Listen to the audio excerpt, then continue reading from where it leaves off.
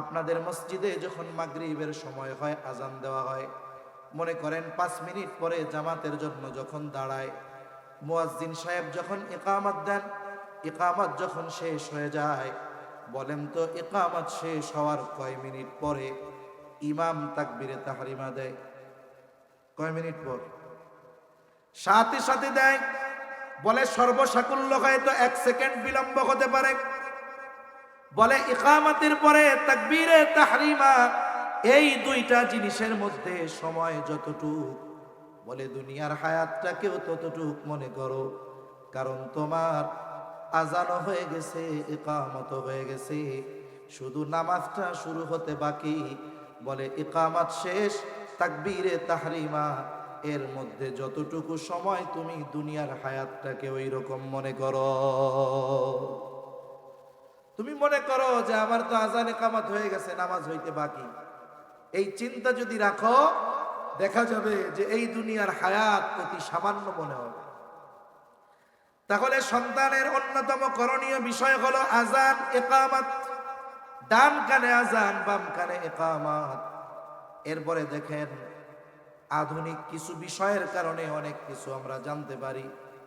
সন্তান যখন এইবার দুধ পান করবে মায়ের, অনেকে বুঝে না, সন্তান ভূমিষ্ঠ হওয়ার পরে মার স্তনে শাল দুধ আছে, শাল দুধ। বলে এটা একটু দেখতে কালো পুজের মতো দেখা যায়। অনেকে বুঝে না, এই শাল দুধটাকে টিপে ফালায়া দেয়, এরপরে সন্তানরে দুধ পান করায়। কিন্তু বিজ্ঞান বলে এই শাল দুধ সন্তানের জন্য খুব উপকারী। বলে আপনি টিকা দেন বাচ্চারে কেন? বলে বিভিন্ন রকমের রোগ থেকে যেন বাঁচতে পারে। বলে এই পৃথিবীতে টিকা আবিষ্কার হয়েছে কয় বছর? ধরেন 100, 150, 200 বছর, কিন্তু এর আগে তো কোনো টিকা ছিল না। আধুনিক বিজ্ঞান ওই কথা স্বীকার করে, বলে বাচ্চার মায়ের শাল দুধ এই বাচ্চার জন্য টিকার মতো। এটা তার জন্য অ্যান্টিবায়োটিক হিসাবে কাজ করে। এখন বাচ্চাকে দুধ পান করাবে, যদি এইখানে ওই মা আরেকটু সতর্ক থাকতে পারে যে বাচ্চাকে অজু সহ সব সময় দুধ পান করাবে, বাচ্চাকে অজু করে দুধ পান করাবে, করানোর সময় সব সময় বিসমিল্লাহ বলে দুধ পান করাবে। আমি লম্বা কথাগুলো বলতেছি, এই কথাগুলো কেন? অনেক বই আছে এই পৃথিবীর অনেক বড় বড় মনীষীদের মায়েদের জীবনী। এই মায়েরা অনেকে বলছে যে আমি আমার এই সন্তানকে জীবনে কোনোদিন অজুবিহীন দুধ পান করাই নাই। আর এক রত্নগর্ভা মা বলছে আমি আমার সন্তানকে কোনোদিন বিসমিল্লাহ ছাড়া তাকে দুধ পান করানো শুরু করাই নাই। তার মানে ওনার দিল বলতেছে যে আমি আমার সন্তানের ব্যাপারে এই ধরনের আচরণ করার কারণেই আমার সন্তান জগৎ বিখ্যাত বুজুর্গ আলেম বড় বড় ব্যক্তিত্ব তারা হতে পেরেছে। এটা মায়েদের একটা ইচ্ছা, এই জন্য ওনারা আলাদাভাবে বলছে যে আমি বিসমিল্লাহ ছাড়া কোনো সময় দুধ পান করাই নাই, অজুবিহীন দুধ পান করাই নাই। এজন্য এটা যদি সম্ভব হয় আমার মা বোনদের দ্বারা, তারাও এই জিনিসটা চেষ্টা করবে। আর একটা জিনিস কি, কয়েকদিন আগে একটা রিপোর্ট দেখলাম, একজন লিখতেছে যে একটা বাচ্চা যখন দুধ পান করে মায়ের, তখন সে মায়ের দিকে 100% মনোযোগ দেয়। দেখবেন বাচ্চা যখন দুধ পান করে মার চেহারার দিকে তাকায় আর মিটমিট করে হাসে। কিন্তু তখন যদি মা, বাচ্চা দুধ পান করতেছে আর সে তখন মোবাইল টিপতেছে, তাহলে কি হলো? বাচ্চার সাথে মায়ের আই কন্ট্যাক্ট হলো না।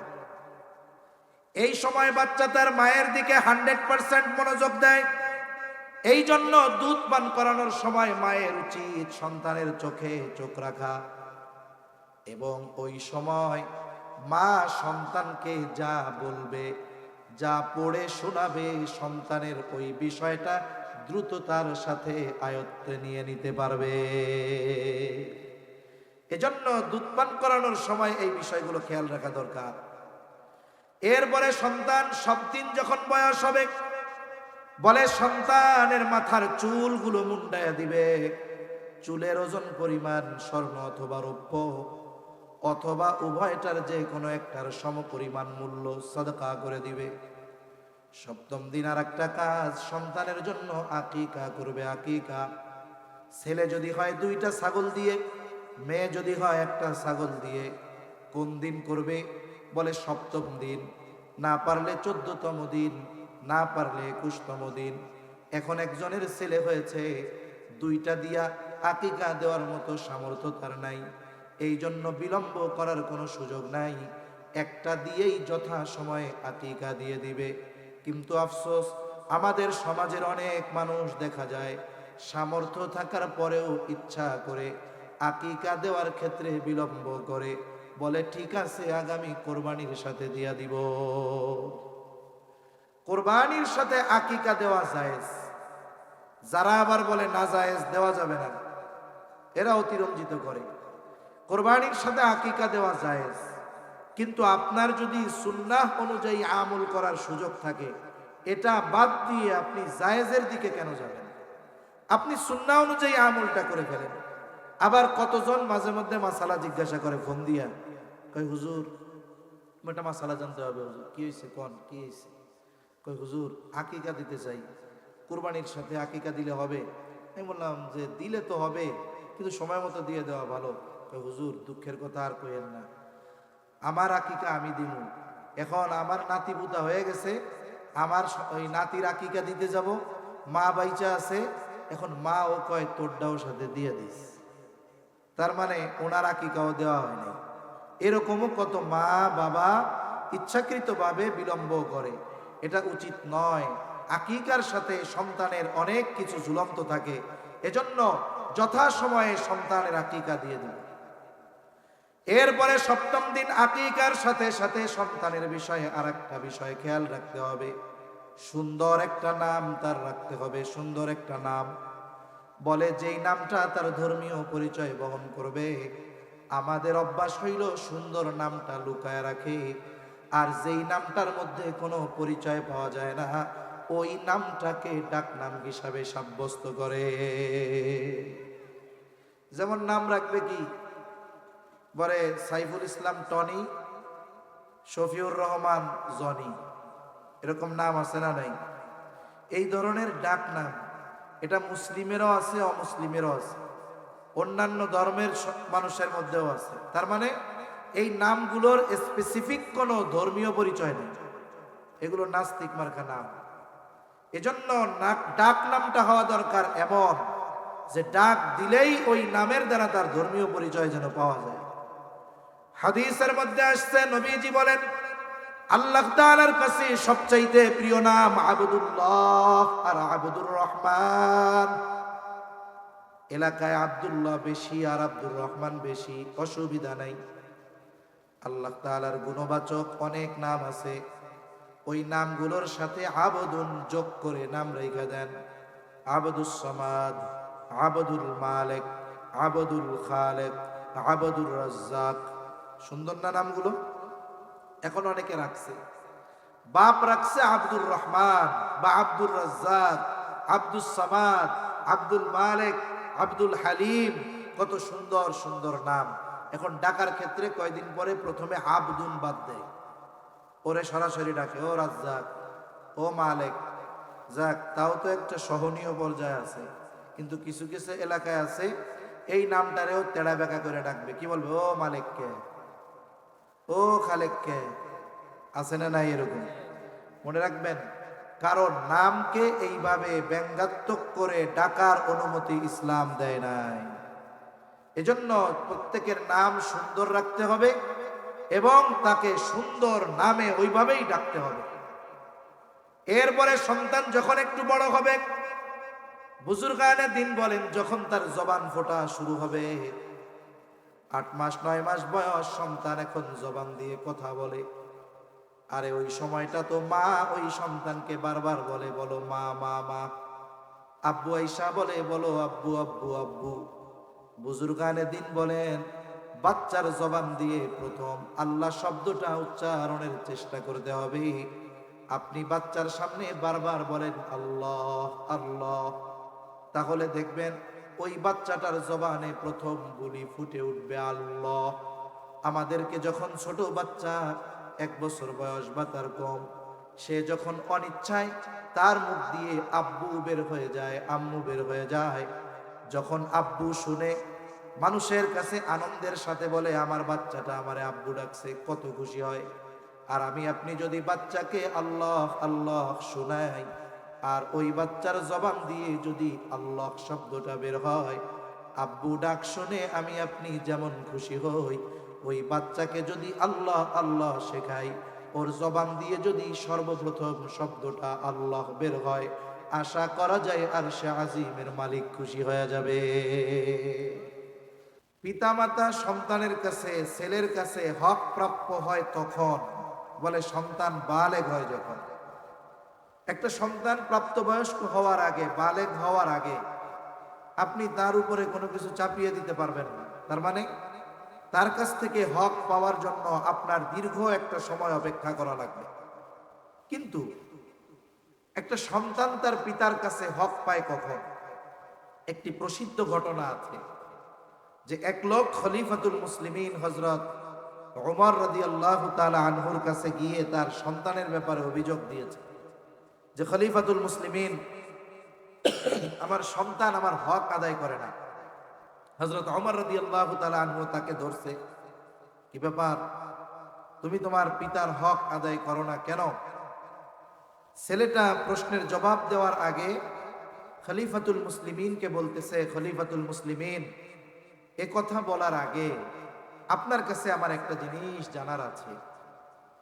জিনিসটা হলো, হক কি শুধু পিতামাতাই সন্তানের কাছে পায়? পিতাই শুধু সন্তানের কাছে কি হক প্রাপ্য? সন্তান কি পিতার কাছে কোনো হক পায় না? ছেলেটা প্রশ্ন করেছে খলিফাতুল মুসলিমিন হযরত ওমর রাদিয়াল্লাহু তাআলা আনহুকে। হযরত ওমর রাদিয়াল্লাহু তাআলা আনহু মৌলিক কয়েকটা হকের কথা বলছেন। এর মধ্যে প্রথম যেটা তিনি বলেছেন যে প্রত্যেকটা সন্তানের তার পিতার কাছে হক একটা দিনদার মা। একটা সন্তানের তার পিতার কাছে প্রথম হক কি? একটা দিনদার মা। ভাই আওয়াজটা ছেড়ে দেন, ঢ্যাপ ঢ্যাপ না করে রিভার্ব দিয়ে দেন, তাহলে সুন্দর হবে। আওয়াজ সুন্দর হচ্ছে মাশাআল্লাহ। তাহলে প্রত্যেকটা সন্তানের তার পিতার কাছে প্রথম হক একটা দিনদার মা। জোরে বলেন কি? দিনদার মা। তার মানে যারা বিবাহ করছে তো করে ফেলছে, কিন্তু যারা বিবাহ করে নাই, বিবাহ হবে কি হবে না আল্লাহ জানে। বিবাহ হলে সন্তান হবে কি হবে না আল্লাহ তাআলা জানে, সেটা তো পরের ব্যাপার। কিন্তু যে বিবাহ করে নাই, তাহলে তাকে বিবাহ করার সময় অবশ্যই মেয়ের দিনদারিত্বকে প্রাধান্য দিতে হবে, ঠিক কিনা বলেন? যারা দেয় নাই, হাদিসের মধ্যে আসছে 4টি জিনিস দেখে বিবাহ করা হয়। কয়টা জিনিস? 1 নাম্বার তার সৌন্দর্য, বংশ, মাল। 4 নম্বর নবীজি বলেন দিন। তবে দিনের ব্যাপারে স্পেসিফিক ভাবে নবীজি বলেন ফাযফার বিযাতিদ দ্বীন, তোমরা দিনকে প্রাধান্য দাও। একজনের মধ্যে বাকি 3টা আছে, সৌন্দর্য আছে, সম্পদ আছে, বংশ আছে, দিন নাই, বাদ দিয়ে দাও, ওর দ্বারের কাছে যাওয়া যাবে না। কিন্তু তার মধ্যে পরিপূর্ণ দিন আছে, কিন্তু অনেক উচ্চবংশীয় নয়, অনেক সুন্দরীও নয়, আবার অনেক টাকা পয়সাও নাই, কিন্তু বিয়া হয়ে গেছে।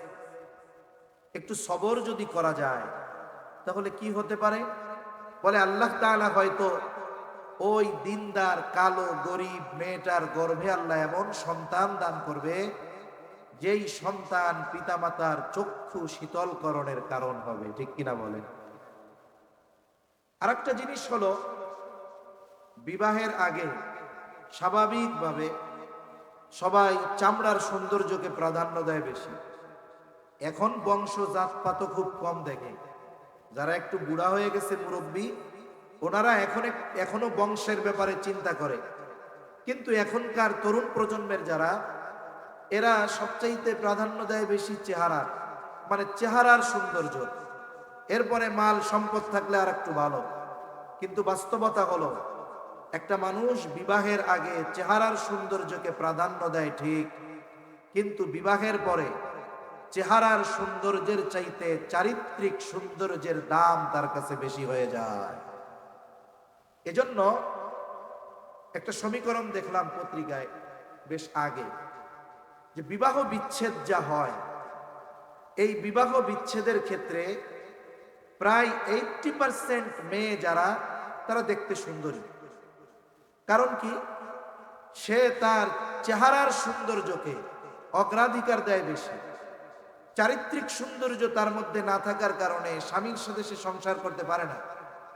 আর ডিভোর্সের ক্ষেত্রে, বিবাহ বিচ্ছেদের ক্ষেত্রে এই 80% মেয়ে যাদের চেহারা সুন্দর, কেন বলে ওর চেহারা সুন্দর হলেও সংসার করতে পারে না, কেন বলে ওর চারিত্রিক সৌন্দর্যতা না থাকার কারণে।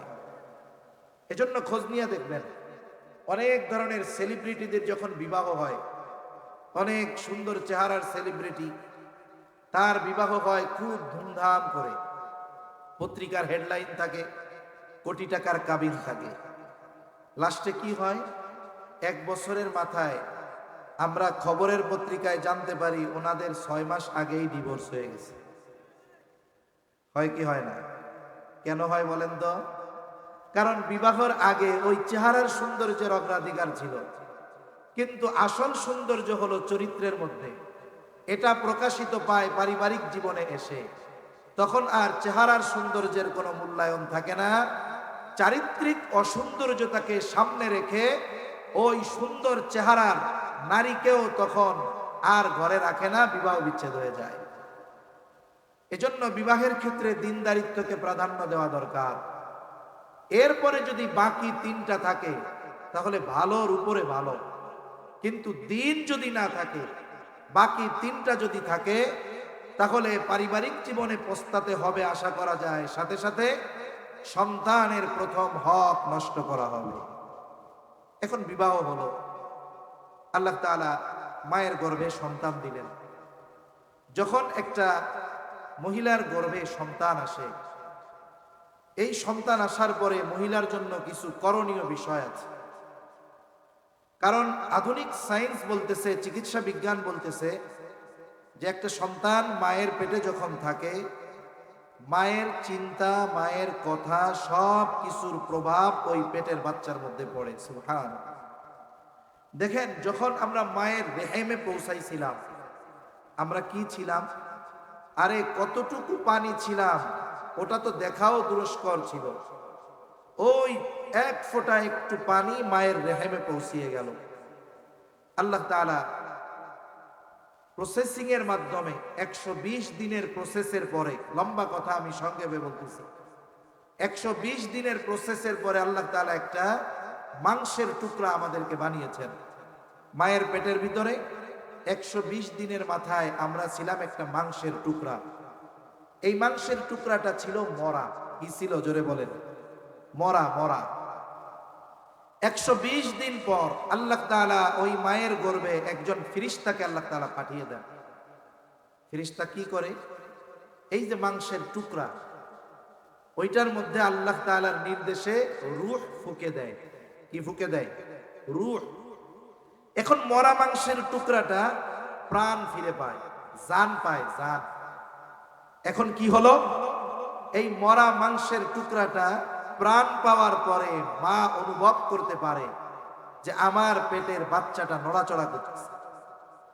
অথচ ওই সময় পর্যন্ত মায়ের পেটের ভিতরে তার হাত হয় নাই, পা হয় নাই, চোখ হয় নাই, কান হয় নাই, কিছুই হয় নাই, শুধু একটা মরা মাংসের টুকরা হয়েছে। সর্বপ্রথম মানুষের হার্ট তৈরি হয়। কি তৈরি হয়? আর একটা মানুষের হার্ট যতক্ষণ সচল থাকে ততক্ষণ তাকে জীবিত বলে সাব্যস্ত করা হয়। একটা লোক দুর্ঘটনায় পড়েছে, গোটা দেহ তার নিথর, কিন্তু ডাক্তার পরীক্ষা করে দেখলেন এখনো তার হার্টবিট আছে। ডাক্তার হার্টবিট যতক্ষণ থাকবে ততক্ষণ তাকে মৃত বলে সাব্যস্ত করবেন না। গোটা দেহ সুস্থ থাক, হার্টবিট বন্ধ হয়ে গেল তো এটা মরা। যখন একটা বাচ্চার হার্ট তৈরি হয় মায়ের পেটের ভিতরে, হার্ট, হৃদয়, ওই সময় থেকে নিয়ে মায়ের হার্টের সাথে, হৃদয়ের সাথে তার একটা কানেক্ট হয়ে যায়, সম্পর্ক হয়ে যায়। তার মানে মার চিন্তা ভাবনা, অনুভূতি, এগুলোর সব প্রভাব গর্ভের ওই বাচ্চার উপরে পড়তে থাকে। সুবহানাল্লাহ। তাহলে চিন্তা করেন, আমলের কথা পরে রাখলাম, মায়ের গর্ভে সন্তান আসার পরে ওই মায়ের চিন্তাধারার মধ্যেও পরিবর্তন আনতে হবে। তার চিন্তাধারা যদি নেগেটিভ থাকে তাহলে এই নেগেটিভ চিন্তাধারার প্রভাব তার বাচ্চার মধ্যে পড়বে। যদি তার চিন্তাধারা পজিটিভ থাকে, ভালো থাকে, তাহলে এই চিন্তার প্রভাব তার বাচ্চার মধ্যে পড়বে। এরপরে আল্লাহ তাআলা আস্তে আস্তে আমাদের এই গঠন আল্লাহ তাআলা মায়ের পেটের ভিতরেই তৈরি করেন। হাত হলো, পা হলো, কান হলো, এখন সে শ্রবণ শক্তি পেল। চিকিৎসা বিজ্ঞান বলে মায়ের পেটের ভিতরে বাচ্চা সব কথা শুনতে পায়। মা যা বলে তাও শুনে, মা যা শোনে তাও শোনে। বাহিরের কেউ যদি কথা বলে এটাও ওই বাচ্চা মায়ের পেটে শুনতে পায়। সুবহানাল্লাহ বলে। দুনিয়া আসার আগে আল্লাহ তাআলা তাকে শ্রবণ করার ক্ষমতা দিয়ে দেন। এ বিষয়গুলো নিয়ে গবেষণা করে আমেরিকার একজন ডাক্তার, উনি প্রেগন্যান্ট মহিলাদের নিয়ে সেমিনার করছেন। উনি বলতেছেন যে শোনেন, আপনারা যদি চান আপনার সন্তান ভালো গায়ক হবে, তার কণ্ঠস্বর ভালো হবে, তাহলে আপনারা গান শুনবেন, নিজেরা গান গাইবেন। এক কথায় আপনি আপনার সন্তানকে যেমন চান আপনি তেমনটা করবেন। এখন বলেন তো, কেউ যদি গান শুনলে তার সন্তান ভালো গায়ক হয়, সুর ভালো হয়, তাহলে ওই মা যদি সন্তানকে পেটে নিয়ে কোরআন পড়ে, ওই সন্তান কি কোরআনওয়ালা, কোরআনের মোহাব্বতওয়ালা হবে কি হবে না? যদি সন্তানকে পেটে নিয়ে দুরূদ শরীফ বেশি বেশি পড়ে, আশা করা যায় ওই সন্তান নবী প্রেমিক হবে কি হবে না? আমরা অনেক ওয়াইজদের মুখে ঘটনা শুনতাম কুতুবউদ্দিন বখতিয়ার কাকি রহমাতুল্লাহ আলাইহির ব্যাপারে। বলে ওনার যখন 6 বছর বয়স, 6 বছর বয়সে ওনার মা ওনাকে নিয়ে গেছে এক মক্তবে, ওস্তাদের কাছে আলিফ বা তা সা শেখানোর জন্য। ওস্তাদ ছাত্রকে পড়াবেন, উনি শুরু করছেন আউযু বিল্লাহি মিনাশ শাইতানির রাজীম, বিসমিল্লাহির রহমানির রহিম।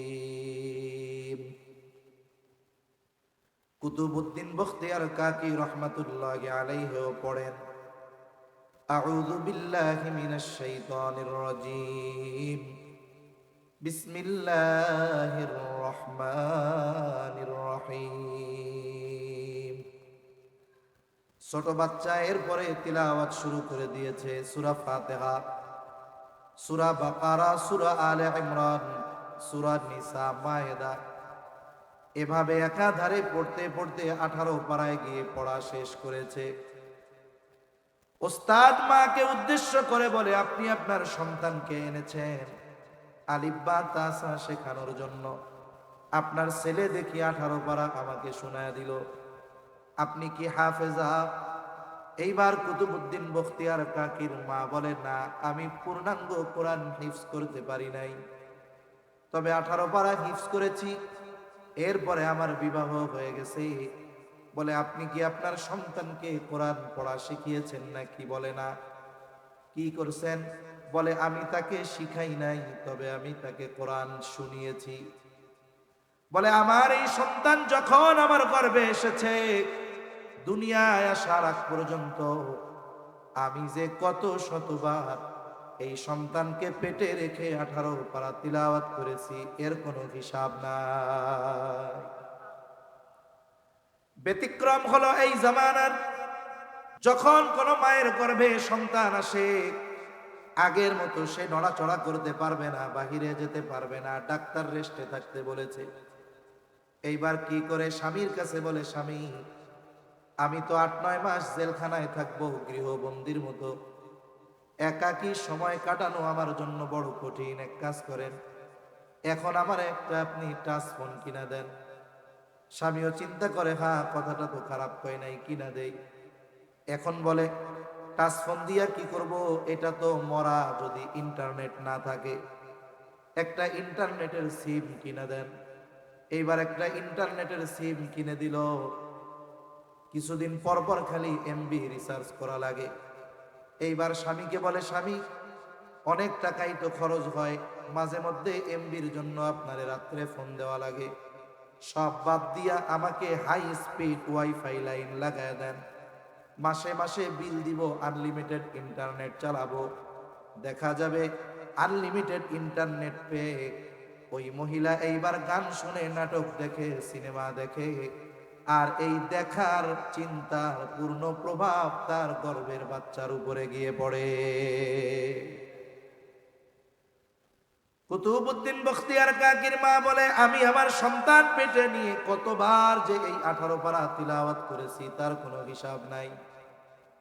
এই জন্য কি হয় বলে, মোবাইল দেখে যেই মা ওর সন্তান যখন দুনিয়ায় আসছে কান্নাকাটি করে, ওইটা 2 দিন বয়সের হোক আর 3 দিন বয়সের হোক, ওর সামনে নিয়ে মোবাইলটা চালায়া দিবেন, কান্না করার সময় চ্যালেঞ্জ দিলাম কান্না থেমে যাবে। কেন বলে, ওকে তো পেটের মধ্যে থেকেই মোবাইল মিস্টার বানায় নিয়ে আসছেন, এই জন্য এর প্রভাব তার অন্তরের মধ্যে, কানের মধ্যে গেছে আওয়াজ, এর প্রভাবটা তার মধ্যে পড়েছে। এরপরে কুতুবউদ্দিন বখতিয়ার কাকির মা বলেন, আমার সন্তান যখন দুনিয়ায় ভূমিষ্ঠ হলো, এরপর থেকে পবিত্রতা অর্জন করার পর আমি আমার সন্তানকে যে কত হাজারবার এই 18 পারা তিলাওয়াত করে শুনিয়েছি, এর কোনো হিসাব নাই। এখন বলতে পারেন, শুই নাই কি মুখস্থ করে ফেলতে পারে? বলে অসম্ভব নয়, এটা তো সম্ভব।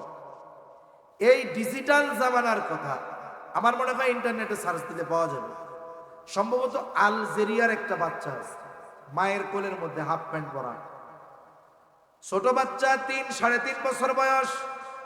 বলে কোরআনুল কারীমের যেই জায়গা থেকে হোক না কেন, আপনি যদি ওর সামনে একটু তিলাওয়াত করেন, এরপর থেকে ও তিলাওয়াত করা শুরু করে দেয়।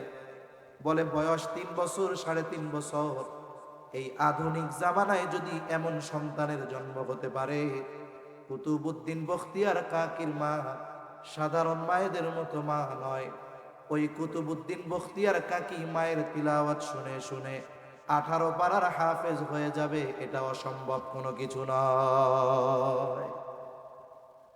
এই জন্য মূল কথা যেটা বলতে চাইছিলাম, যে সন্তান যখন মায়ের গর্ভে আসবে, মায়ের দায়িত্ব হলো লাইফ স্টাইল পরিবর্তন করে ফেলা। যদি শারীরিক দৈহিক ইবাদত বেশি করতে কষ্ট হয়, জবানে বেশি বেশি ইস্তেগফার পাঠ করবে, দুরূদ শরীফ পাঠ করবে, আল্লাহ তাআলার তাসবিহাত সমূহ পাঠ করবে, কোরআনের যতটুকু আছে ততটুকু বেশি বেশি তিলাওয়াত করবে। আশা করা যায় এই তিলাওয়াত গুলোর কারণে সন্তানের উপরে প্রভাব আল্লাহ তাআলা ফালায়া দিবে, সন্তানের উপরে প্রভাব পড়বে। এরপরে সন্তান যখন দুনিয়ায় ভূমিষ্ঠ হবে, এইবার শরীয়তের কিছু করণীয় বিষয় আছে। সন্তান দুনিয়ায় ভূমিষ্ঠ হলো, ছেলে হোক আর মেয়ে হোক, প্রথম কাজ হলো সন্তানের ডান কানে আজান, বাম কানে ইকামত দিতে হবে। কিন্তু আফসোসের বিষয়, আমাদের দেশের অবস্থা হলো এইরকম, যারা গাইনি বিশেষজ্ঞ, আপনি যদি আপনার স্ত্রীর স্বাস্থ্যের কথা চিন্তা করে তাদের কাছে নিয়ে যান, শতকরা 99% গাইনি বিশেষজ্ঞ আপনাকে ভয় দেখায় বলবে বাচ্চার পজিশন উল্টাপাল্টা, পানি বেশি নাই, স্বাভাবিকভাবে যদি ডেলিভারি হয় হয়তো মাও বাঁচবে না, মেয়েও বাঁচবে না, এমন একটা ভয় দিয়া দিবে। এই ভয়ে অনেক স্বামী সিজার করাতে বাধ্য হয়, ভয় দিয়া সিজার করাবে। এরপরে কি করবে? এমন জায়গায় রাখবে যে আজান ইকামত দেওয়ার মতো কোনো সুযোগই নাই তার কানে। বলে ধরেন না, জার্ম অ্যাটাক করতে পারে, তাকে কাছেই যাওয়া যাবে না। অথচ আমি মাঝে মধ্যে 2-1 জায়গায় গল্পটা শোনাই। আমার এক বন্ধু আছে, মহব্বতের মানুষ, আমেরিকা থাকে, আমেরিকা মিশিগান, মানে উনি শোনাইতেছে আমার এই গল্পটা, যে ভাই আমেরিকায় থাকি, কিন্তু আমাদের ইসলামী কালচার সম্পর্কে এরা যতটা সচেতন, অথবা আমাদের কিছু কালচারের ব্যাপারে এরা যতটা রেসপেক্ট করে, আমাদের দেশে ওই কালচারগুলোর ব্যাপারে আমাদেরকে আরো হেয় করা হয়, লজ্জা দেওয়া হয়। তা উনি বলতেছে যে আমার স্ত্রী প্রেগন্যান্ট, যেহেতু দুইজনই ওই দেশের বাসিন্দা, ওনারা গভর্নমেন্ট থেকে ফ্যাসিলিটি পাবে, হসপিটালে ভর্তি করাইছে। আর বিষয়টা এমন না যে হসপিটালে ভর্তি করাইলেই সিজার করবে, তা নয়, বরং যদি তার স্বাভাবিক ডেলিভারি হয় ওটাই করবে, যদি সেটা অসম্ভব হয় তাইলে বাধ্য হলে সিজার করবে। তা উনি ওনার ওয়াইফকে নিয়ে হসপিটালের রিসেপশনে গেছেন, ভর্তি করতে হবে প্রথম। উনি ওনার নাম বলছে, নাম কি? ফখরুল ইসলাম। উনি আমেরিকার মিশিগানে এক মাদ্রাসার মুহাদ্দিস।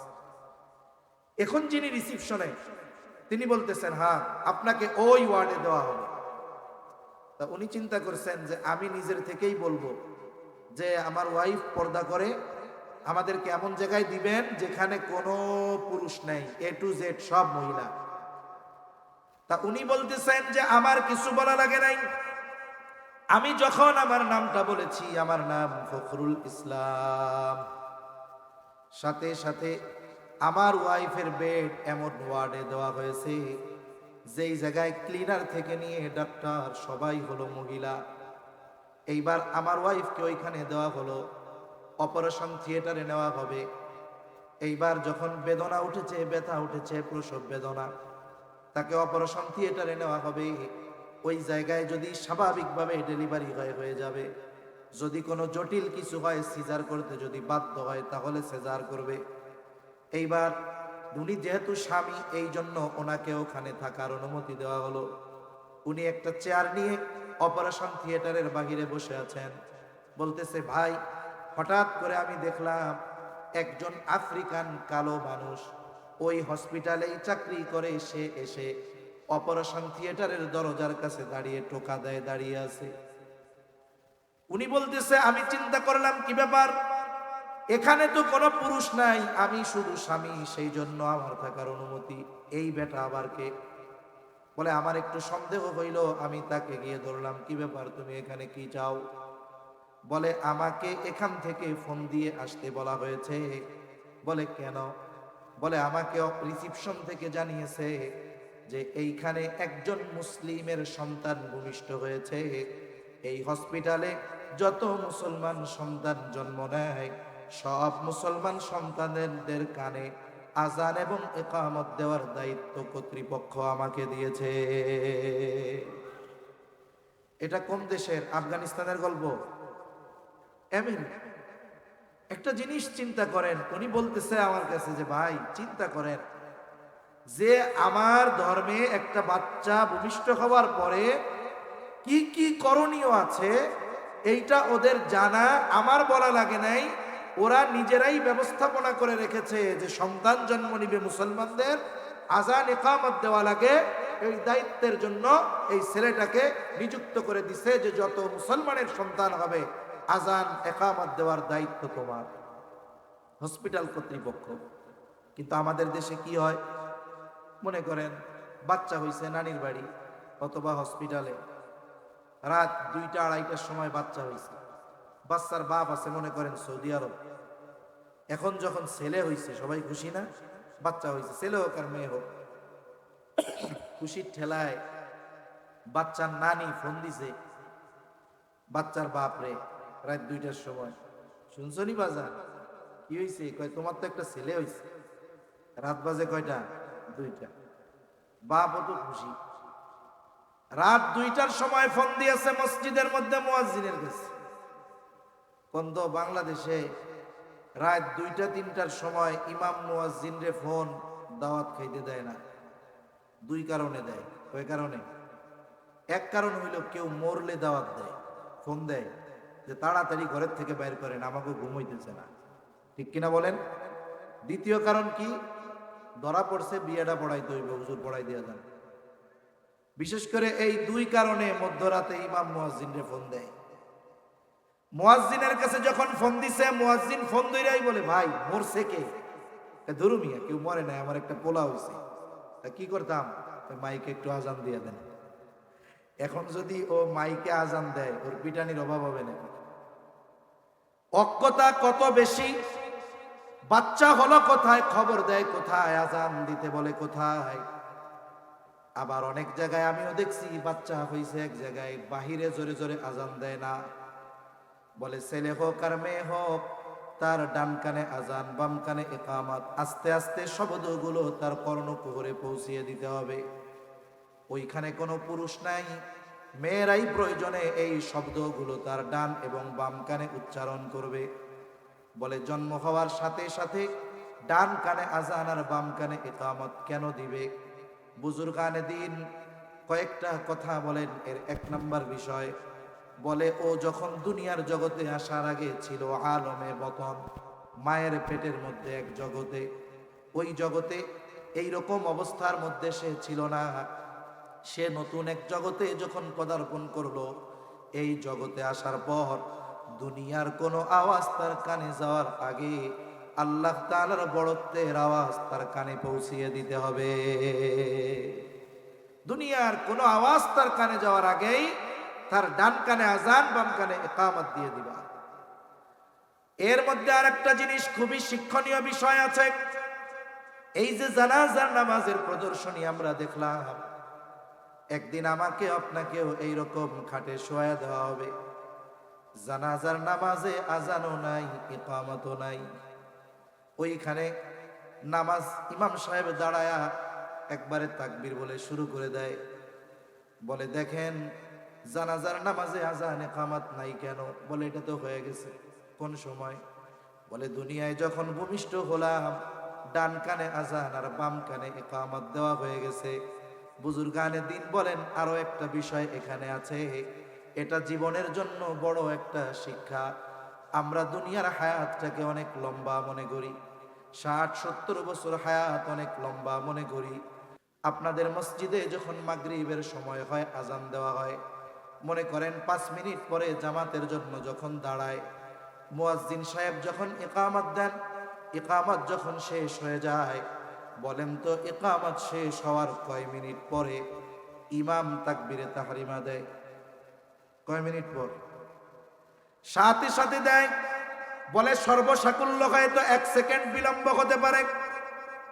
বলে ইকামতের পরে তাকবীরে তাহরিমা, এই দুইটা জিনিসের মধ্যে সময় যতটুক, বলে দুনিয়ার হায়াতটাকেও ততটুক মনে করো। কারণ তোমার আজানও হয়ে গেছে, ইকামত হয়ে গেছে, শুধু নামাজটা শুরু হতে বাকি। বলে ইকামত শেষ, তাকবীরে তাহরিমা, এর মধ্যে যতটুকু সময় তুমি দুনিয়ার হায়াতটাকে ওই রকম মনে করো। তুমি মনে করো যে আমার তো আজান ইকামত হয়ে গেছে, নামাজ হইতে বাকি। এই চিন্তা যদি রাখো, দেখা যাবে যে এই দুনিয়ার হায়াত অতি সামান্য মনে হবে। তাহলে সন্তানের অন্যতম করণীয় বিষয় হলো আজান ইকামত, ডান কানে আজান, বাম কানে ইকামত। এরপরে দেখেন আধুনিক কিছু বিষয়ের কারণে অনেক কিছু আমরা জানতে পারি। সন্তান যখন এইবার দুধ পান করবে মায়ের, অনেকে বুঝে না, সন্তান ভূমিষ্ঠ হওয়ার পরে মার স্তনে শাল দুধ আছে, শাল দুধ। বলে এটা একটু দেখতে কালো পুজের মতো দেখা যায়। অনেকে বুঝে না, এই শাল দুধটাকে টিপে ফালায়া দেয়, এরপরে সন্তানরে দুধ পান করায়। কিন্তু বিজ্ঞান বলে এই শাল দুধ সন্তানের জন্য খুব উপকারী। বলে আপনি টিকা দেন বাচ্চারে কেন? বলে বিভিন্ন রকমের রোগ থেকে যেন বাঁচতে পারে। বলে এই পৃথিবীতে টিকা আবিষ্কার হয়েছে কয় বছর? ধরেন 100-150-200 বছর, কিন্তু এর আগে তো কোনো টিকা ছিল না। আধুনিক বিজ্ঞান ওই কথা স্বীকার করে, বলে বাচ্চার মায়ের শাল দুধ এই বাচ্চার জন্য টিকার মতো। এটা তার জন্য অ্যান্টিবায়োটিক হিসাবে কাজ করে। এখন বাচ্চাকে দুধ পান করাবে, যদি এইখানে ওই মা আরেকটু সতর্ক থাকতে পারে যে বাচ্চাকে অজু সহ সব সময় দুধ পান করাবে, বাচ্চাকে অজু করে দুধ পান করাবে, করানোর সময় সব সময় বিসমিল্লাহ বলে দুধ পান করাবে। আমি লম্বা কথাগুলো বলতেছি, এই কথাগুলো কেন? অনেক বই আছে এই পৃথিবীর অনেক বড় বড় মনীষীদের মায়েদের জীবনী। এই মায়েরা অনেকে বলছে যে আমি আমার এই সন্তানকে জীবনে কোনোদিন অজুবিহীন দুধ পান করাই নাই। আর এক রত্নগর্ভা মা বলছে আমি আমার সন্তানকে কোনোদিন বিসমিল্লাহ ছাড়া তাকে দুধ পান করানো শুরু করাই নাই। তার মানে ওনার দিল বলতেছে যে আমি আমার সন্তানের ব্যাপারে এই ধরনের আচরণ করার কারণেই আমার সন্তান জগৎ বিখ্যাত বুজুর্গ আলেম বড় বড় ব্যক্তিত্ব তারা হতে পেরেছে। এটা মায়েদের একটা ইচ্ছা, এই জন্য ওনারা আলাদাভাবে বলছে যে আমি বিসমিল্লাহ ছাড়া কোনো সময় দুধ পান করাই নাই, অজুবিহীন দুধ পান করাই নাই। এজন্য এটা যদি সম্ভব হয় আমার মা বোনদের দ্বারা, তারাও এই জিনিসটা চেষ্টা করবে। আর একটা জিনিস কি, কয়েকদিন আগে একটা রিপোর্ট দেখলাম, একজন লিখতেছে যে একটা বাচ্চা যখন দুধ পান করে মায়ের, তখন সে মায়ের দিকে 100% মনোযোগ দেয়। দেখবেন বাচ্চা যখন দুধ পান করে মার চেহারার দিকে তাকায় আর মিটমিট করে হাসে। কিন্তু তখন যদি মা, বাচ্চা দুধ পান করতেছে আর সে তখন মোবাইল টিপতেছে, তাহলে কি হলো? বাচ্চার সাথে মায়ের আই কন্ট্যাক্ট হলো না। এই সময় বাচ্চা তার মায়ের দিকে 100% মনোযোগ দেয়। এই জন্য দুধ পান করানোর সময় মায়ের উচিত সন্তানের চোখে চোখ রাখা, এবং ওই সময় মা সন্তানকে যা বলবে, যা পড়ে শোনাবে, সন্তানের ওই বিষয়টা দ্রুততার সাথে আয়ত্তে নিয়ে নিতে পারবে। এজন্য দুধ পান করানোর সময় এই বিষয়গুলো খেয়াল রাখা দরকার। এরপরে সন্তান সব দিন যখন বয়স হবে, বলে সন্তানের মাথার চুলগুলো মুন্ডায়া দিবে। চুলের ওজন পরিমাণ স্বর্ণ অথবা রৌপ্য অথবা উভয়টার যে কোনো একটার সমপরিমাণ মূল্য সাদকা করে দিবে। সপ্তম দিন আর একটা কাজ, সন্তানের জন্য আকিকা করবে। আকিকা, ছেলে যদি হয় 2টা ছাগল দিয়ে, মেয়ে যদি হয় 1টা ছাগল দিয়ে। কোন দিন করবে? বলে সপ্তম দিন, না পারলে 14তম দিন, না পারলে 21তম দিন। এখন একজনের ছেলে হয়েছে, 2টা দিয়া আকিকা দেওয়ার মতো সামর্থ্য তার নাই, এই জন্য বিলম্ব করার কোনো সুযোগ নাই, 1টা দিয়েই যথা সময়ে আকিকা দিয়ে দিবে। কিন্তু আফসোস, আমাদের সমাজের অনেক মানুষ দেখা যায় সামর্থ্য থাকার পরেও ইচ্ছা করে আকিকা দেওয়ার ক্ষেত্রে বিলম্ব করে। বলে ঠিক আছে, আগামী কোরবানির সাথে দিয়া দিব। কোরবানির সাথে আকিকা দেওয়া জায়েজ। যারা আবার বলে না জায়েজ, দেওয়া যাবে না, এরা অতিরঞ্জিত করে।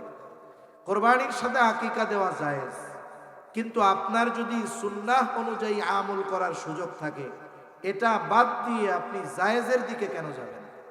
আপনি সুন্নাহ অনুযায়ী আমলটা করে ফেলেন। আবার কতজন মাঝে মধ্যে মাসালা জিজ্ঞাসা করে ফোন দিয়া, কই হুজুর একটা মাসালা জানতে হবে। হুজুর কি হয়েছে? কোন কি হয়েছে? কই হুজুর আকিকা দিতে চাই, কুরবানির সাথে আকিকা দিলে হবে? আমি বললাম যে দিলে তো হবে, কিন্তু সময় মতো দিয়ে দেওয়া ভালো। কই হুজুর দুঃখের কথা আর কইেন না, আমার আকিকা আমি দিব। এখন আমার নাতি বুতা হয়ে গেছে, আমার ওই নাতির আকিকা দিতে যাব, মা বাইচা আছে, এখন মা ও কয় তোরটাও সাথে দিয়ে দিস, তার মানে ওনার আকিকাও দেওয়া হয়নি। এরকমও কত মা বাবা ইচ্ছাকৃতভাবে বিলম্ব করে, এটা উচিত নয়। আকিকার সাথে সন্তানের অনেক কিছু ঝুলন্ত থাকে, এজন্য যথাসময়ে সন্তানের আকিকা দিয়ে দিন। এরপরে সপ্তম দিন আকিকার সাথে সাথে সন্তানের বিষয়ে আর একটা বিষয় খেয়াল রাখতে হবে, সুন্দর একটা নাম তার রাখতে হবে। সুন্দর একটা নাম, বলে যেই নামটা তার ধর্মীয় পরিচয় বহন করবে। আমাদের অভ্যাস হইল সুন্দর নামটা লুকায় রাখে, আর যেই নামটার মধ্যে কোনো পরিচয় পাওয়া যায় না, ওই নামটাকে ডাকনাম হিসাবে সাব্যস্ত করে। যেমন নাম রাখবে কি, বলে সাইফুল ইসলাম টনি, শফিউর রহমান জনি, এরকম নাম আছে না নাই? এই ধরনের ডাক নাম, এটা মুসলিমেরও আছে, অমুসলিমেরও আছে, অন্যান্য ধর্মের মানুষের মধ্যেও আছে। তার মানে এই নামগুলোর স্পেসিফিক কোনো ধর্মীয় পরিচয় নেই, এগুলো নাস্তিক মার্কা নাম। এজন্য ডাক নামটা হওয়া দরকার এমন যে ডাক দিলেই ওই নামের দ্বারা তার ধর্মীয় পরিচয় যেন পাওয়া যায়। হাদিসের মধ্যে আসছে, নবীজি বলেন আল্লাহ তাআলার কাছে সবচাইতে প্রিয় নাম আবদুল্লাহ আর আবদুর রহমান। এলাকায় আব্দুল্লাহ বেশি আর আব্দুর রহমান বেশি, অসুবিধা নাই।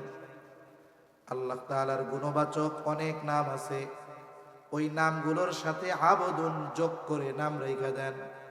আবদুস সামাদ, আবদুল মালিক, আবদুল খালেক, আবদুর রাজ্জাক। সুন্দর না নামগুলো? এখন অনেকে রাখছে, বাপ রাখছে আব্দুর রহমান বা আব্দুর রাজ্জাক, আব্দুস সামাদ, আব্দুল মালিক, আব্দুল হালিম, কত সুন্দর সুন্দর নাম। এখন ডাকার ক্ষেত্রে কয়দিন পরে প্রথমে আব্দুন বাদ দেয়, ওরে সরাসরি ডাকে ও রাজ্জাক, ও মালিক। যাক, তাও তো একটা সহনীয় পর্যায়ে আছে। কিন্তু কিছু কিছু এলাকায় আছে এই নামটারেও তেড়া বেঁকা করে ডাকবে, কি বলবে, ও মালিককে, ও খালেককে, আছে না নাই এরকম? মনে রাখবেন, কারণ নামকে এইভাবে ব্যঙ্গাত্মক করে ডাকার অনুমতি ইসলাম দেয় নাই। এজন্য প্রত্যেকের নাম সুন্দর রাখতে হবে এবং তাকে সুন্দর নামে ওইভাবেই ডাকতে হবে।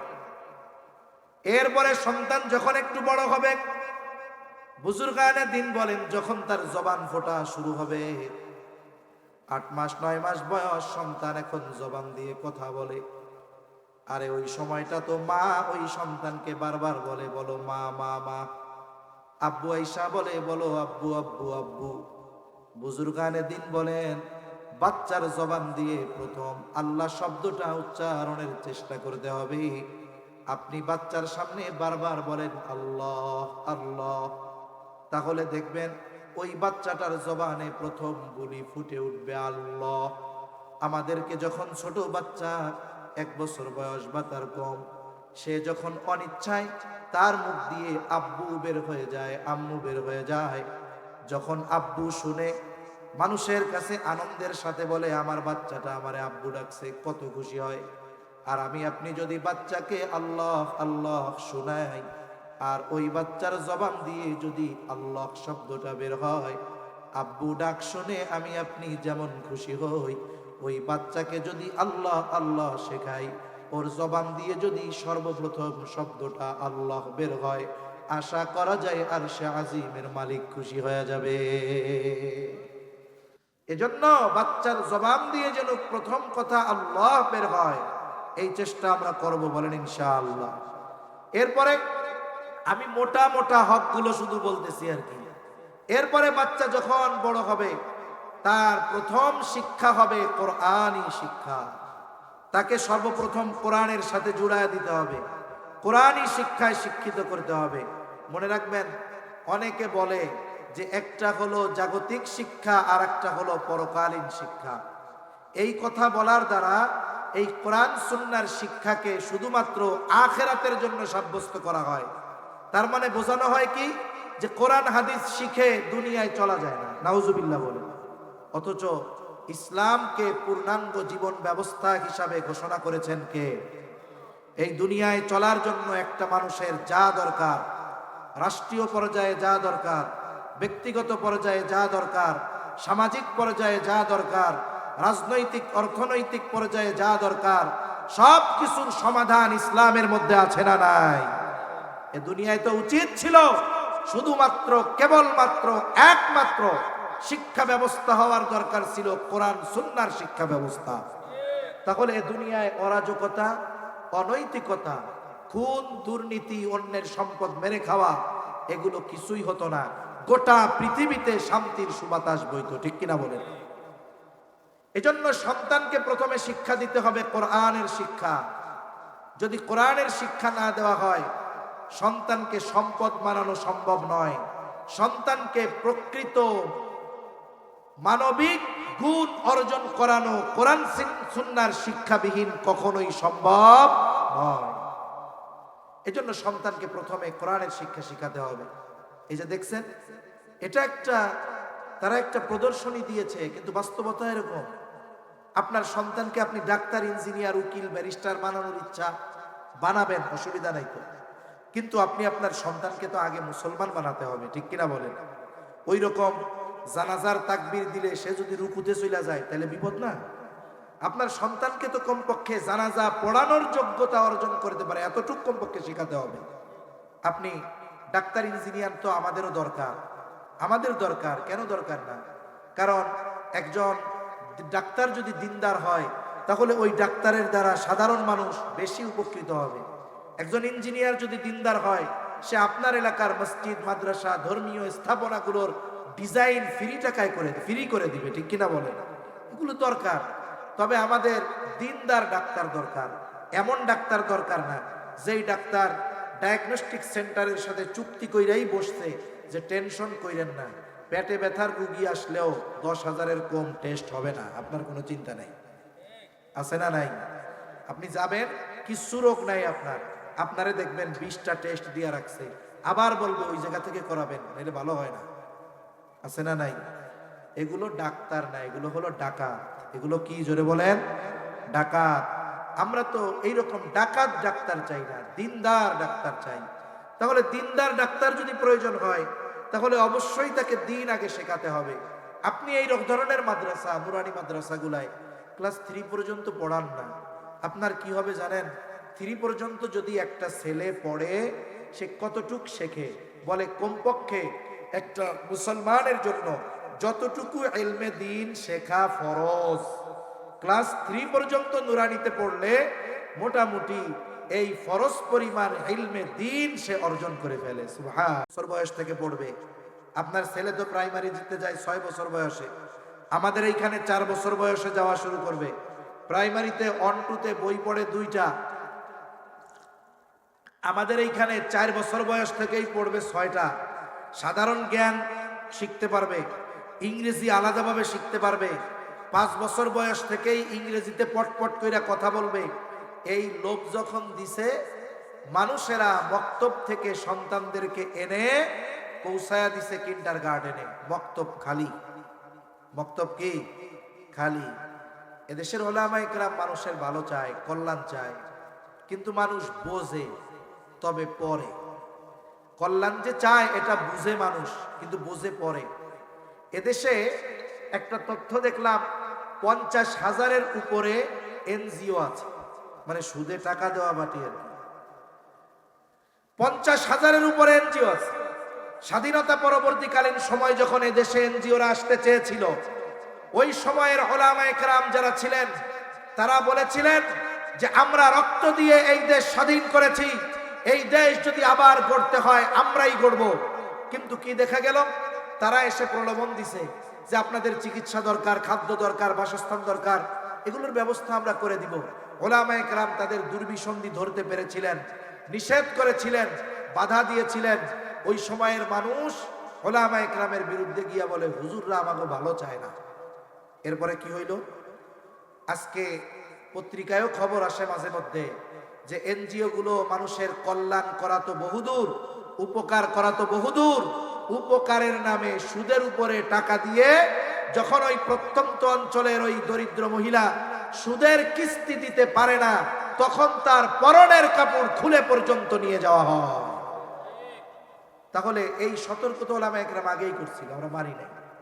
এখন উলামায়ে কেরাম দেশকে ভালোবাসে। কেন ভালোবাসে? বলে এদেশের কোনো আলেমের বেগম পাড়ায় বাড়ি নাই, এদেশের কোনো আলেমের আমেরিকায় বাড়ি নাই, ইংল্যান্ডে বাড়ি নাই, এদেশের কোনো আলেম অর্থ পাচারের সাথে জড়িত নয়, এদেশের কোনো আলেম দুর্নীতির সাথে জড়িত নয়। আলেমরা জানে এই দেশেই আমাদের থাকতে হবে, এই দেশেই আমাদের আগামী প্রজন্মকে বাঁচতে হবে। তাহলে এই দেশ যদি শান্তিময় না হয়, এই দেশ যদি সুষ্ঠুভাবে না চলে, তাহলে আমাদেরও কষ্ট, আমাদের আগামী প্রজন্মরও কষ্ট। এই চিন্তা করে উলামায়ে কেরাম দেশপ্রেম অন্তরে নিয়ে দেশের কল্যাণেই কাজ করে। কিন্তু সাধারণ মানুষ বুঝে, কিন্তু পরে বুঝে, যখন বুঝার দরকার তখন বুঝে না। উলামায়ে কেরাম চিন্তা করলেন মক্তবগুলো শূন্য হয়ে যাচ্ছে। মক্তব শূন্য হয়ে যাওয়া মানে দেশকে ইসলাম শূন্য করার পায়দারা। উলামায়ে কেরাম ফিকির করলেন কি করা যায়।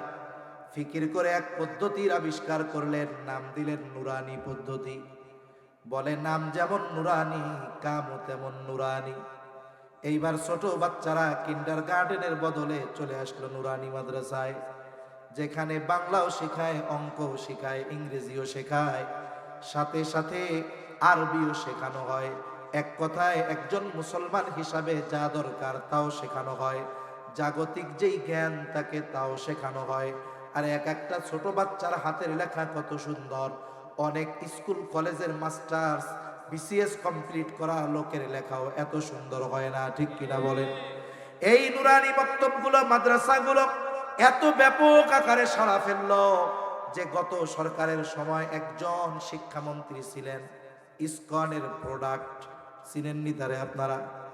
আরে ফেনীর একটা রিপোর্ট দেখলাম পত্রিকায় যে প্রাইমারি স্কুলগুলো ছাত্রছাত্রী শূন্য হয়ে যাচ্ছে। কি করা দরকার? বলে এই কারণে মাদ্রাসাগুলোতে নজরদারি বাড়ানো হবে।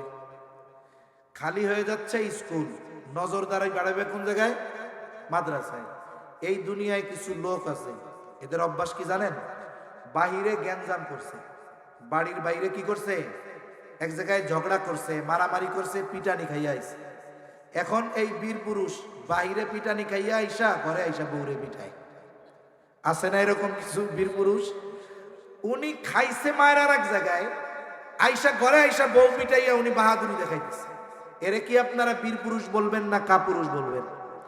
আরে তোদের তো চিন্তা করার দরকার ছিল যে এত ফ্যাসিলিটি দেয় এক একটা প্রাইমারির টিচারদেরকে, কত বড় স্থাপনা বিল্ডিং বানায় দিছি, আবার আমাদের খরচে তাদেরকে টিফিন দেওয়াই, এরপরেও কেন স্টুডেন্টরা স্কুল ছেড়ে মাদ্রাসায় যাচ্ছে? এর জবাবদিহিতা তো প্রাইমারি স্কুলের টিচারদের কাছে চাওয়া দরকার ছিল, ঠিক কিনা বলেন? আমরা বলি কি যে এত ঝামেলার দরকার নেই। এক কাম করেন, ওই প্রাইমারি স্কুলে যেই গাধাগুলারে রাখছেন পড়াইতে টড়াইতে পারে না, ওইগুলারে বাদ দিয়া আমাদের নুরানির শিক্ষকগুলারে ঢুকায়া দেন, আর সিলেবাসটা আমাদের হাতে দিয়া দেন। দেখেন কি হয়। ওই প্রাইমারি স্কুলের যেই বিল্ডিং আছে জায়গা দিয়া কুল পাবেন না ইনশাআল্লাহ, ঠিক কিনা কর?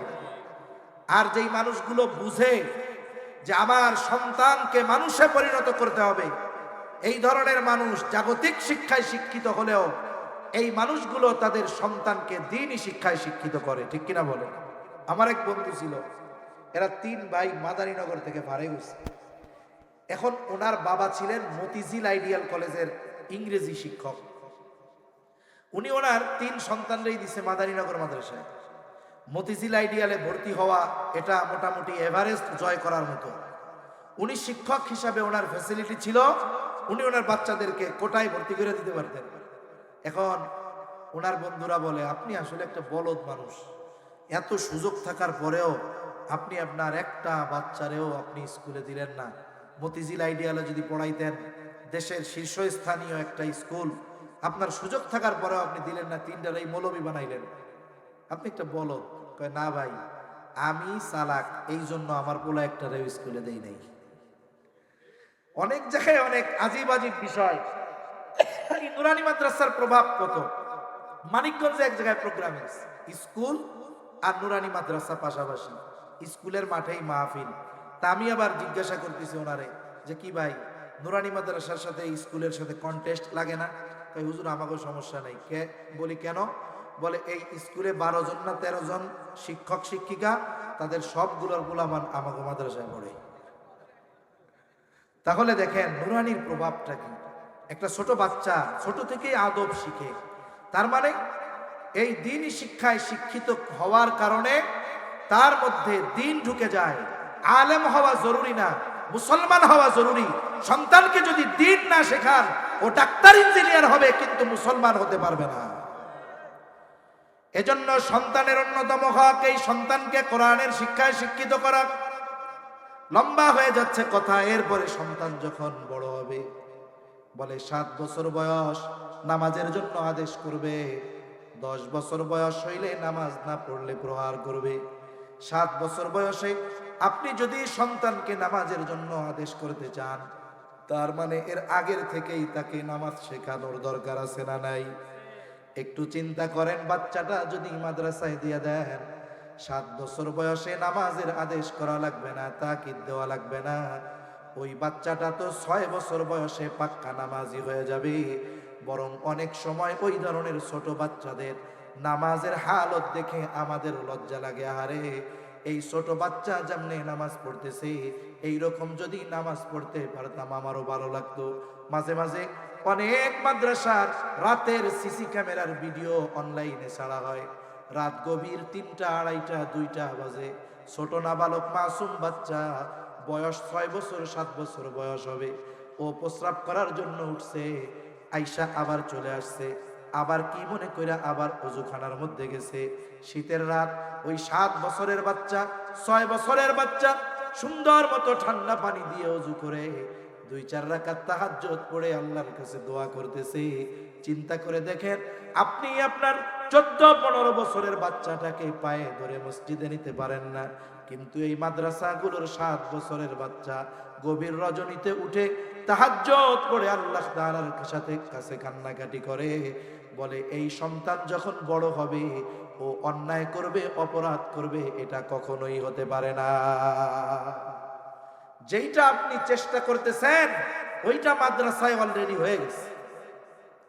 এই জন্য 7 বছর বয়সে নামাজের তাগিদ, 10 বছর বয়সে নামাজ না পড়লে প্রহার করা আর একটা কাজ করা, 10 বছর বয়স হলে বাচ্চার বিছানা আলাদা করে দেওয়া।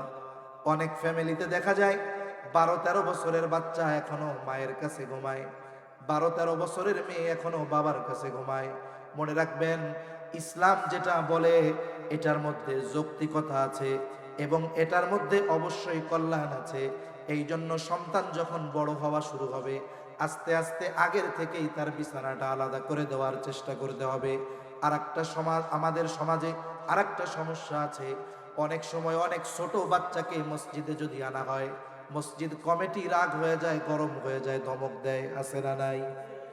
আরব সহ ইউরোপের দেশগুলোতে মসজিদের মধ্যে বাচ্চাদের জন্য আলাদা কর্নার থাকে, বলে ওই জায়গায় গিয়ে ওরা 2 রাকাত নামাজ পড়ে আবার দৌড় দিয়ে আইসা খেলাধুলা করে, করুক না।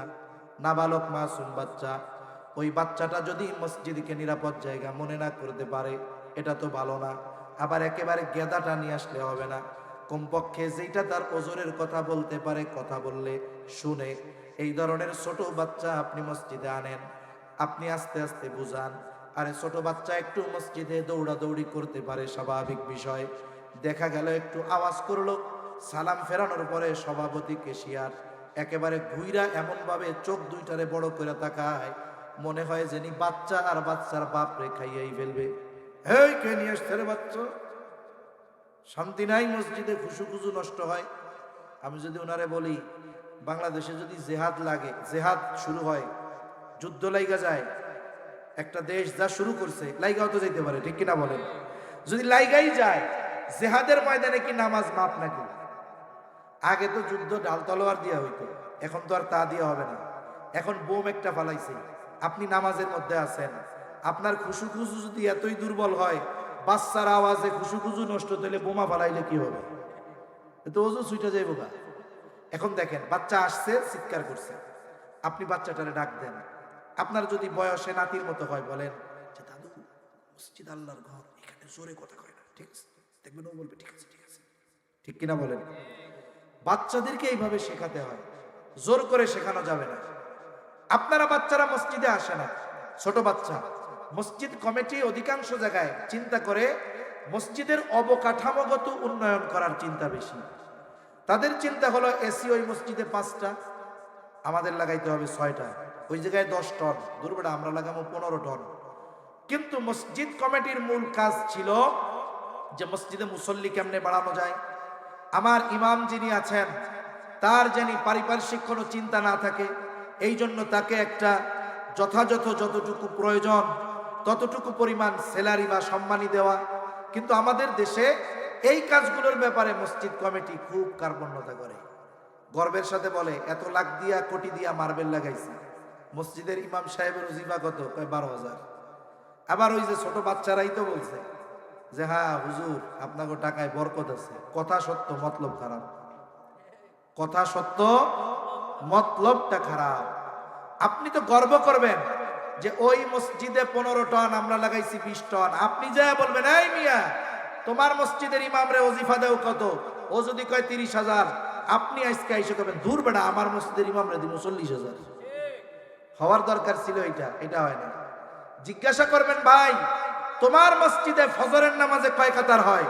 ওর মসজিদে 6 কাতার হয়, আপনার মসজিদে 4 কাতার হবে না। আমার মুসল্লি কমপক্ষে 10 কাতার বানাতে হবে। কি করা যায় হুজুর, বুদ্ধি দেন। এগুলো আমরা করব না, আমরা শুধু অবকাঠামোগত উন্নয়ন চাই। এজন্য মসজিদগুলো পাকা হচ্ছে, মুসল্লি পাকা হইতেছে না, ঠিক কিনা বলেন? সম্মানিত উপস্থিতি, বাচ্চারা মসজিদে আসে না, আপনারা বাচ্চাদেরকে বলেন যে মসজিদে আসলে তোমাদের চকলেট দেওয়া হবে, মসজিদ কমিটি ব্যবস্থা করেন। আজকে হয়তো বাচ্চা মসজিদের চকলেটের লোভে আসবে, কিন্তু সময়ের সাথে সাথে যখন তার চিন্তা পরিবর্তন হবে, ওই বাচ্চা তখন আর চকলেট পাওয়ার জন্য আসবে না। ওই বাচ্চাটা বড় হওয়ার পর আল্লাহকে পাওয়ার জন্য তখন মসজিদে আসবে। এজন্য মসজিদ কমিটির পক্ষ থেকে এই ধরনের ব্যবস্থা থাকা দরকার। এরপরে বাচ্চা বড় হইল, বড় হওয়ার পরে বিবাহ উপযুক্ত হয়েছে, কথা শেষ, আর লম্ব করব না, আমিও অসুস্থ, কষ্ট হইতেছে। বাচ্চা যখন প্রাপ্তবয়স্ক হলো, বালেগ বালেগা হয়ে গেল, ছেলে মেয়ে, বলেন তো উভয়কে বিবাহ দেওয়ার দায়িত্ব কার? পিতার বা অভিভাবকের। আল্লাহ তাআলা বলেন, ওয়ানকিহুল আয়ামা মিনকুম ওয়াস-সালিহিনা মিন ইবাদিকুম ওয়া ইমাইকুম ইয়াকুনু ফুকারা ইউগনিহিমুল্লাহ। আল্লাহ তাআলা অভিভাবকদেরকে বিবাহ দিয়ে দিতে বলেছেন। তার অধীনস্থ যারা বিবাহ উপযুক্ত আছে, গোলাম বান্দি যা হয় হোক, সন্তান সন্ততি যারা বিবাহ উপযুক্ত, বিবাহ দিয়ে দেওয়ার নির্দেশ আল্লাহ তাআলা দিয়েছেন। সাথে সাথে আল্লাহ তাআলা বলেন, ইয়াকুনু ফুকারা ইউগনিহিমুল্লাহ, বলে বিবাহ দিয়া দাও, যদি তারা দরিদ্র হয় ধনী বানায় দিবে কে? কই বিবাহ দিলে তো খাওয়ার লোক বাড়ে, ধনী হয় কেমনে? বুজুর্গানে দিন বলেন, বিবাহ তো একটা ইবাদত। বিবাহ কি? ইবাদত। যেই বিবাহ গুনাহমুক্ত হবে, এ টু জেড, শুরু থেকে নিয়ে শেষ পর্যন্ত একেবারে গুনাহমুক্ত হবে, সুন্নাত তরিকায় হবে, বলে আল্লাহ তাআলা ওই বিবাহের মধ্যে পরিপূর্ণ বরকত দান করবে। কিন্তু আমাদের দেশের বিবাহগুলো শুরু হয় গুনাহ দিয়া। কয় ছেলে মেয়ে দেখার আগে দুলাভাই গিয়া মেয়ে দেখতে যায় আগে। ছেলেও কি কয়, কত বড় বলদের বলদ, কয় দুলাভাইয়ের পছন্দ হইলে আমারও পছন্দ। বেটা ঘর করবি তুই, দুলাভাইয়ের পছন্দ দিয়া কি হইল? বিবাহের আগে ওই মেয়েকে ছেলের বাপও দেখতে পারবে না, ছেলের বাবাও দেখতে পারবে না যে আমার পুত্রবধূ হবে, আগের থেকে দেখি না। না, যতদিন না পর্যন্ত বিবাহ সম্পাদিত হবে ওই ছেলে আর মেয়ের ভিতরে, ততদিন পর্যন্ত ছেলের বাবা ওই মেয়েকে দেখতে পারবে। এখন যা শুরু করি আমরা গুনাহ দিয়া, ওই কাম করার পরে ধনী বড় লোক হইব, এটা তো হইতে পারে না, ঠিক কিনা বলেন? এজন্য যেই গুনাহের মধ্যে, যে বিবাহের মধ্যে কোনো গুনাহ নাই, ওই বিবাহের মধ্যে বরকত আছে। অনেকে মনে করে বিবাহে খরচ কম হইলে বরকত কম, কিন্তু নবীজি বলেন, ইন্না আ'যামান নিকাহি বারাকা আইসারুহা মাউনা, যেই বিবাহে খরচ যত কম, ওই বিবাহে বরকত তত বেশি। সুবহানাল্লাহ। এখন ছেলে হোক আর মেয়ে হোক, বিবাহ দেওয়ার দায়িত্ব অভিভাবকের, ঠিক কিনা বলেন? কিন্তু বাস্তবতা কি? মেয়ের বিবাহের দায়িত্ব বাপ নেয়, কিন্তু ছেলেরটা নেয় না। মেয়ের বিবাহের দায়িত্ব বাবা নেয়, কিন্তু ছেলের বিবাহ দেয় না, ছেলের বিয়া করা লাগে। বিবাহ যদি করতে চায়, বিবাহ উপযুক্ত ছেলে, বলে আগে কামাই করো। এখন চাকরি বাকরি ধরছে, আব্বা এখন বিয়া দিয়া দেন। আগে কামাই করে 5 বছর আমাদের খাওয়াও, এরপরে বিয়া করো। এরকম বলে কি বলে না? অথচ বিবাহ দেওয়ার দায়িত্ব তো অভিভাবকের ছিল। হাদিসের মধ্যে আসছে, আপনার সন্তান বিবাহ উপযুক্ত হয়ে গেছে, বালেগ বালেগা হয়ে গেছে, আপনি বিবাহ দেন না। এই যে যৌবনের তাড়নায় সে যদি কোনো গুনাহ করে, বলে সে গুনাহ করলো যা, ওই গুনার পরিপূর্ণ, ছেলে তো গুনাহ করছে, আর বাপ গুনাহ না করেও ওই গুনার সমপরিমাণ, ওই অন্যায়ের সমপরিমাণ পাপ তার আমলনামায় যোগ হয়ে যাবে। একটু চিন্তা করে দেখেন, একটা মেয়ে যখন হয়, অনেক বাপ কি করে, 5টা মেহগনি গাছ লাগায়, 10টা মেহগনি গাছ লাগায়, এরপরে ডিপোজিট করে, টাকা জমায়, এরপরে 18 বছর বয়স মেয়ের বিবাহ দিতে গেছে, ওই 5টা 10টা মেহগনি গাছ বিক্রি করছে 10 লাখ, টাকা জমাইছিল 10 লাখ। এবার মেয়েরে বলে, আম্মু তুমি যখন দুনিয়ায় আসছো, তোমার জন্য আমি এই 10টা মেহগনি গাছ লাগাইছিলাম, এই টাকা জমাইছিলাম তোমার বিবাহ দেওয়ার নিয়তে, এই 20 লাখ টাকা নাও, এটা তোমার জন্য সব। কেন? মেয়েরে বিবাহ দেওয়ার দায়িত্ব, পোলারে বিবাহ দেওয়ার দায়িত্ব না? তাইলে পোলা যখন হইছে তখন 10টা মেহগনি গাছ লাগাইতেন, পোলার নামে বিয়া দেওয়ার জন্য 500 করে জমাইতেন। যখন বিবাহের বয়স হয়েছে 20 লাখ টাকা হাতে দিয়া কইতেন, আব্বু বিবাহ তোমার উপযুক্ত হয়ে গেছো, তোমাকে বিবাহ দেওয়ার দায়িত্ব আমার, কারণ তুমি বিবাহ উপযুক্ত যদি বিবাহ না দেই, তুমি যদি কোনো পাপ করো, তুমি তো পাপ কইরা মজা নিয়া পাপী হইলা, আর আমি অটোমেটিক পাপী হয়ে যাব, এটার দরকার নাই। এই যে 20 লাখ, 5 লাখ খরচ করে বিয়ে করো, আর 15 লাখ দিয়ে ব্যবসা শুরু করো, তাইলে তো আর কোনো ঝামেলা থাকে না, ঠিক কিনা বলেন? এজন্য মনে রাখবেন, সন্তান সন্ততি প্রাপ্তবয়স্ক হওয়ার পরে পিতা মাতা অভিভাবক যিনি আছেন, বিবাহ দিয়ে দেওয়ার দায়িত্ব তার। মেয়েকে মালদার না দিনদার একটা ছেলে দেখে বিবাহ দিতে হবে। কারণ হাদিসের মধ্যে আসছে যে কোনো দিনদার ছেলের প্রস্তাব আসলো, তোমরা সেটাকে ডিনাই করলা, ফিরিয়ে দিলা, এভাবে যদি করো তাহলে বিশৃঙ্খলা সমাজের মধ্যে ছড়ায় পড়বে। এজন্য মেয়ে বিবাহ দেওয়ার ক্ষেত্রে ছেলের দিনদারিত্বকে প্রায়োরিটি দিতে হবে, আবার ছেলে বিবাহ দেওয়ার ক্ষেত্রে মেয়ের দিনদারিত্বকে প্রায়োরিটি দিতে হবে। এখন সম্মানিত উপস্থিতি, সংক্ষিপ্ত সারে কয়েকটা কথা আপনাদের সাথে বললাম।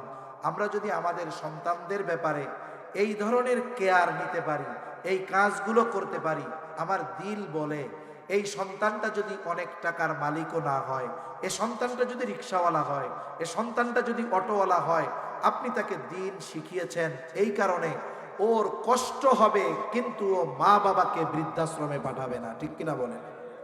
ও মা বাবাকে বোঝা মনে করবে না, মা বাবাকে নেয়ামত মনে করবে। আর এই দিন শেখানোর কারণে ওই ধরনের মানুষগুলার মতো হুজুরের কাছে সেও আপনার বলা লাগবে না, হুজুর পিতামাতার হকের ব্যাপারে একটু আলোচনা করেন। কারণ আপনি যেহেতু আপনার সন্তানের জীবনের প্রারম্ভে এই ইনভেস্টগুলো করেছেন, আল্লাহ তাআলা এই সন্তানের মাধ্যমে বার্ধক্যকালে আপনি ওর কাছে যা পাওনা ছিলেন, জোর করা লাগবে না, এমনিতেই ও আপনার হকগুলো আদায় করবে। ঠিক কিনা বলেন? এজন্য সন্তানদেরকে দিন শেখানো দরকার। সাথে সাথে এই দিন শেখার যেই ফ্যাক্টরি মাদ্রাসাগুলো, এগুলোর ব্যাপারেও আমাদের খেয়াল রাখার দরকার আছে না নাই? একেবারে আলোচনা শেষ।